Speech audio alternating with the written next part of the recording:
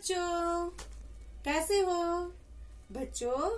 आज हम कक्षा 2 का पाठ नंदू का जुखाम पढ़ेंगे। आओ तो पहले हम यहाँ पर कुछ चित्रों को देखते हैं। इस चित्र में एक पेड़ है जिसके पत्ते गिर रहे हैं और एक चिड़िया है जो उड़ रही है और एक लड़का है जिसका नाम है नंदू, जो अपने मुंह पे क्या रख रखा है, इसने हाथ रख रखा है क्योंकि इसको बेचारे को जुखाम हुआ है।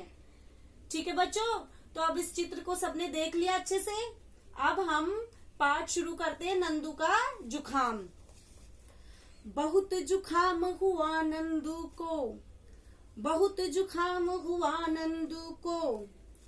एक रोज वह इतना छींका, इतना छींका, इतना छींका, अरे इतना छींका, इतना छींका।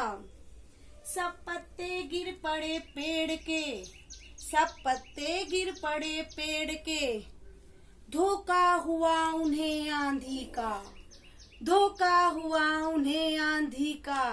तो बच्चों, ये जो पाठ है इसमें क्या हो रहा है कि चिड़िया पक्षी सभी क्या सोच रहे हैं कि तेज हवा आई और उन्होंने सोचा अरे आंधी आ गई है। तो जैसे ही उन्हें लगा आंधी आ गई है तो चिड़िया पेड़ से उड़ गई और उड़कर अपने घर की तरफ जाने लगी।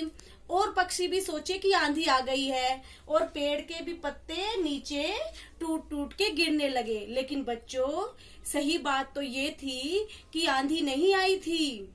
हुआ क्या था, जो ये नंदू था, नंदू को बहुत तेज जुखाम हुआ था। जुखाम में क्या होता है बच्चों, जब हमें जुखाम होता है तो हमें तेज तेज छींके आती है और जब छींके आती है तो हमारी नाक से क्या होता है, तेज सी से हवा निकलती है।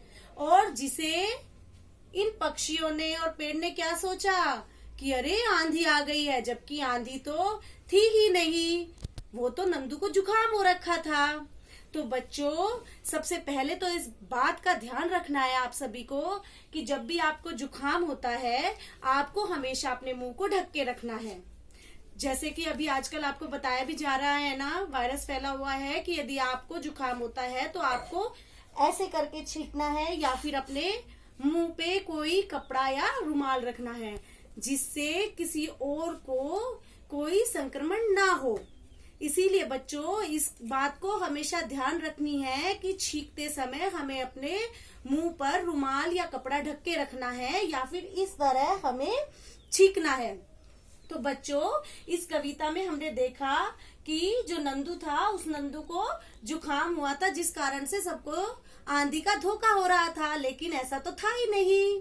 तो बच्चों, सब इस बात को ध्यान रखेंगे कि हमें छींकते समय किन किन बातों का ध्यान रखना चाहिए। ओके बच्चों, बाय।